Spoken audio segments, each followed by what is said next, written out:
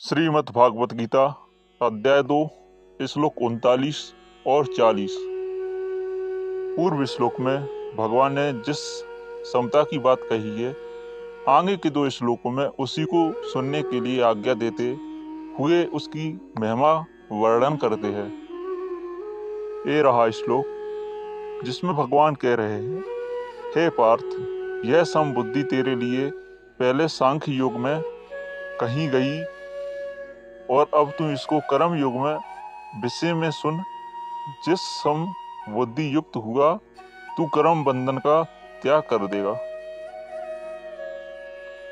अर्थात व्याख्या को जानेंगे, जिसमें यहाँ तू पद प्रकरण संबंध विच्छेद करने के लिए आया है।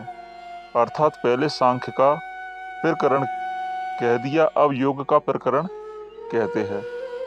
यहाँ ऐसा पद पूर्व श्लोक में वर्णित समबुद्धि के लिए आया है।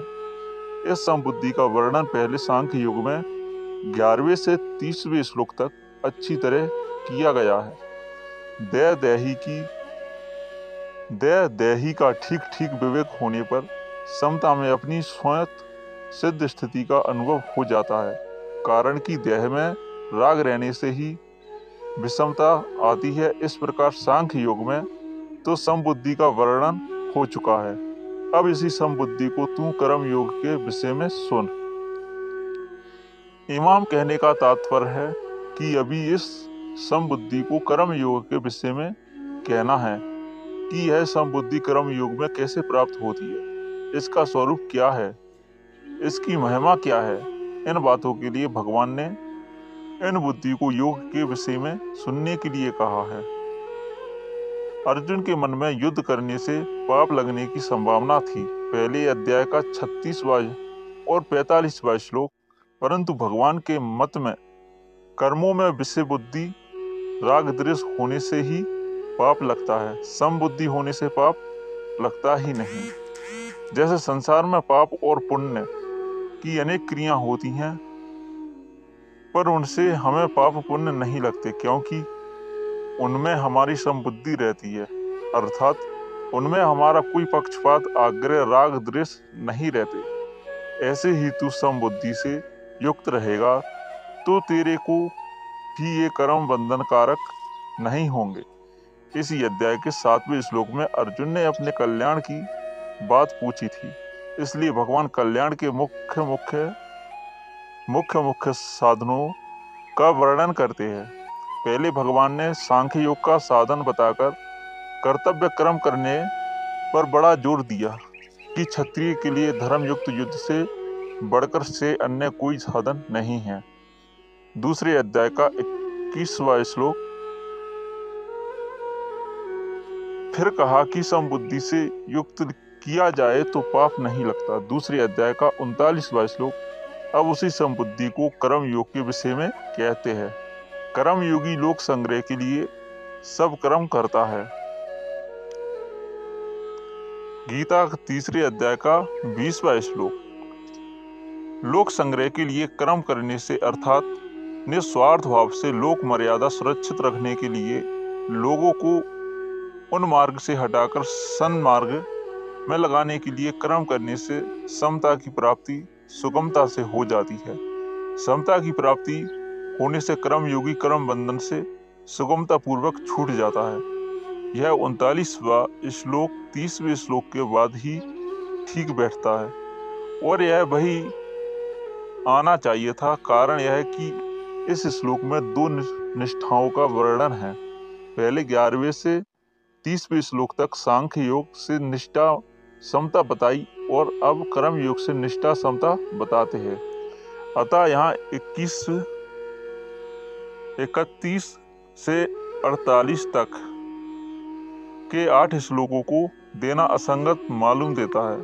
फिर भी इन 8 श्लोकों को यहाँ देने का कारण यह है कि कर्म योग में समता कहने से पहले कर्तव्य क्या है और अकर्तव्य क्या है। अर्जुन के लिए युद्ध करना कर्तव्य है और युद्ध ना करना अकर्तव्य है। इस विषय का वर्णन आवश्यक है। अतः भगवान ने कर्तव्य अकर्तव्य का वर्णन करने के लिए ही उपयुक्त 8 श्लोक दूसरे अध्याय के 31वें से 38वें तक कहे है और फिर समता की बात कही है। तात्पर्य है कि पहले 11वें से 30वें श्लोक तक सत असत के वर्णन से समता बताई है कि सत सत ही और असत असत ही है, इनमें कोई कुछ भी परिवर्तन नहीं कर सकता। फिर 31वें से 38वें श्लोक तक कर्तव्य अकर्तव्य की बात कहकर 39वें श्लोक से अकर्तव्य का त्याग और कर्तव्य का पालन करते हुए कर्मों की सिद्धि असिद्धि और फल की प्राप्ति अप्राप्ति समता का वर्णन करते हैं। परिशिष्ट भाव। कर्म योग के दो विभाग हैं, कर्तव्य विज्ञान और योग विज्ञान। भगवान ने 31वें से 37वें श्लोक तक कर्तव्य विज्ञान की बात कही है, जिसमें कर्तव्य कर्म करने से लाभ और ना करने से हानि वर्णन किया है। अब यहाँ से 53वें श्लोक तक योग विज्ञान की बात कहते हैं। पूर्व श्लोक में भगवान ने जिस समता की बात कही है वह सांख्य योग और कर्म योग दोनों साधनों से प्राप्त हो सकती है। शरीर और शरीरी की विभाग को जानकर शरीर विभाग से संबंध विच्छेद करना सांख्य योग है तथा कर्तव्य और अकर्तव्य के विभाग को जानकर अकर्तव्य विभाग त्याग और कर्तव्य का पालन करना कर्म योग है। मनुष्य को दोनों में से किसी भी एक साधन का अनुष्ठान करके इस समता को प्राप्त कर लेना चाहिए, कारण कि समता आने से मनुष्य कर्म बंधन से मुक्त हो जाता है। एक धर्मशास्त्र पूर्व मीमांसा है और एक मोक्ष शास्त्र उत्तर मीमांसा है। यहाँ 31वें से 37वें श्लोक तक धर्मशास्त्र की और 39वें से 53वें श्लोक तक मोक्ष शास्त्र की बात आई है। धर्म से लौकिक और परमार्थिक दोनों ही तरह की उन्नति होती है। धर्म शास्त्र में कर्तव्य पालन मुख्य है। धर्म कहो चाहे कर्तव्य कहो, एक ही बात है। जो करना चाहिए उसको ना करना भी अकर्तव्य और जो नहीं करना चाहिए उसको करना भी अकर्तव्य है, जिससे अपने सुख की इच्छा का त्याग करके दूसरे को सुख पहुंचाया जाए और जिसमें अपना भी हित हो तथा दूसरे को भी हित हो, वह कर्तव्य कहलाता है। कर्तव्य का पालन करने से योग की प्राप्ति अपने आप हो जाती है। कर्तव्य का पालन किए बिना मनुष्य योगारूढ़ नहीं हो सकता। गीता 6 अध्याय का 3 श्लोक, योग की प्राप्ति होने पर तत्व ज्ञान स्वतः हो जाता है, जो कर्म योग तथा ज्ञान योग दोनों का परिणाम है। गीता 5वें अध्याय का 4वां श्लोक।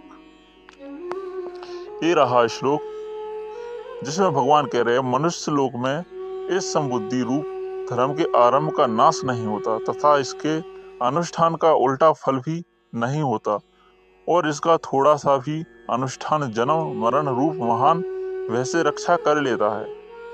अर्थात व्याख्या को जानेंगे, जिसमें इस संबुद्धि समता का केवल आरंभ ही हो जाए तो उस आरंभ का भी नाश नहीं होता। मन में समता प्राप्त करने की तो लालसा उत्कंठा लगी है, यही इस समता का आरंभ होना है। इस आरंभ का कभी अभाव नहीं होता, क्योंकि सत्य वस्तु लालसा भी सत्य ही होती है। यहाँ यह कहने का तात्पर्य है कि इस मनुष्य में यह मनुष्य ही इस संबुद्धि को प्राप्त करने का अधिकारी है। मनुष्य के सिवा दूसरी सभी योगनियां हैं, अतः इन योगनियों में विषमता राग द्वेष का नाश करने का अवसर नहीं है, क्योंकि भोग राग द्वेष पूर्वक ही होते हैं। यदि राग द्वेष ना हो तो भोग होगा ही नहीं, प्रत्युक्त साधन ही होगा।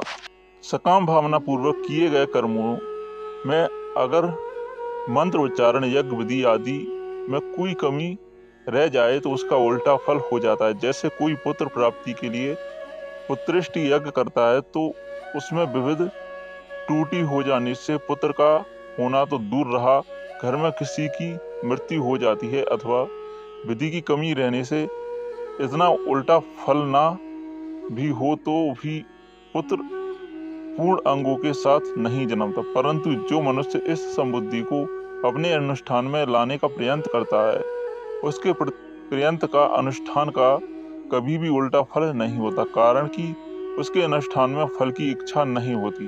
जब तक फल इच्छा रहती है तब तक समता नहीं आती, और समता आने पर फल इच्छा नहीं रहती, अतः उसके अनुष्ठान का विपरीत फल होता ही नहीं, होना संभव ही नहीं।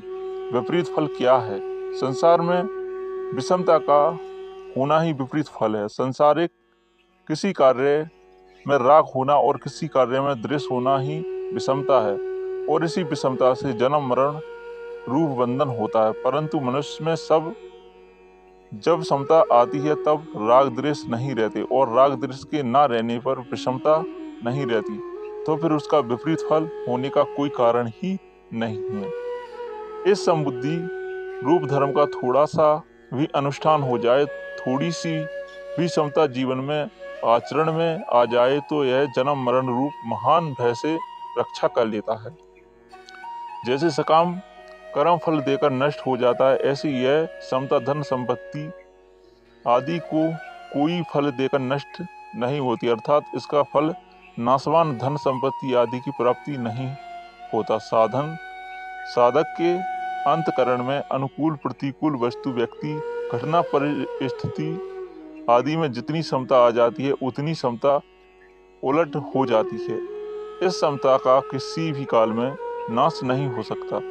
जैसे योग भ्रष्ट की साधन अवस्था में जितनी समता आ जाती है, उतनी साधन सामग्री हो जाती है। उसका स्वर्ग आदि ऊंचे लोकों में बहुत वर्षों तक सुख भोगने पर और मृत्यु लोक में श्रीमानों के घर में भोग भोगने पर भी नाश नहीं होता। गीता छठे अध्याय का 41वां और 34वां श्लोक, यह समता साधन सामग्री कभी किंचन मात्र भी खर्च नहीं होती। प्रत्युक्त सदा ज्यों की त्यों सुरक्षित रहती है, क्योंकि यह सत्य है, सदा रहने वाली है। धर्म नाम दो बातों का है, दान करना, प्याऊ लगाना, अन्य क्षेत्र खोलना आदि परोपकार के कार्य करना। दूसरा, वर्ण आश्रम के अनुसार शास्त्र विहित अपने कर्तव्य कर्म का तत्परता से पालन करना। उन धर्मों का निष्काम पूर्वक पालन करने से समता पूर्वक धर्म स्वतः आ जाता है, क्योंकि यह समता रूप धर्म स्वयं का धर्म अर्थात स्वरूप है। इसी बात को लेकर यहाँ समबुद्धि को धर्म कहा गया है। समता संबंधी विशेष बात। लोगों के भीतर यह प्राय बात बैठी हुई है कि मन लगने से भी भजन स्मरण होता है, मन नहीं लगा तो राम राम करने से क्या लाभ। परंतु गीता की दृष्टि में मन लगना कोई ऊंची चीज नहीं है। गीता की दृष्टि में ऊंची चीज है समता। दूसरे लक्षण आए या ना आए, जिसमें समता आ गई है उसको गीता सिद्ध कह देती है। जिसमें दूसरे अब लक्षण आ जाए और समता ना आए, उसको गीता सिद्ध नहीं कहती। समता दो तरह की होती है, अंतकरण की समता और स्वरूप समता। समरूप परमात्मा सब जगह परिपूर्ण है। उस समरूप परमात्मा में जो स्थिर हो गया, उसने संसार मात्र पर विजय प्राप्त कर ली, वह जीव मुक्त हो गया। परंतु इसकी पहचान अंतकरण की समता से होती है। गीता 5वें अध्याय का 39वां श्लोक, अंतकरण की समता सिद्धि असिद्धि में सम रहना। गीता दूसरे अध्याय का 48वां श्लोक, प्रशंसा हो जाए या निंदा हो जाए, कार्य सफल हो जाए या असफल हो जाए, लाखों रुपए आ जाए या लाखों रुपए चले जाए, पर उससे अंतकरण में कोई हलचल ना हो, सुख दुख हर्ष शोक आदि ना हो। गीता 5वें अध्याय का 20वां श्लोक। इस समता का कभी नाश नहीं होता। कल्याण के सिवाय इस समता का दूसरे कोई फल होता ही नहीं। मनुष्य तप दान तीर्थ व्रत आदि कोई भी पुण्य कर्म करे, वह फल देकर नष्ट हो जाता है। परंतु साधन करते करते अंतकरण में थोड़ी भी समता निर्विकारता आ जाए तो वह नष्ट नहीं होती, प्रत्युक्त कल्याण कर दे रही है। इसलिए साधन में समता जितनी ऊंची चीज है, मन की एकाग्रता उतनी ऊंची चीज नहीं है।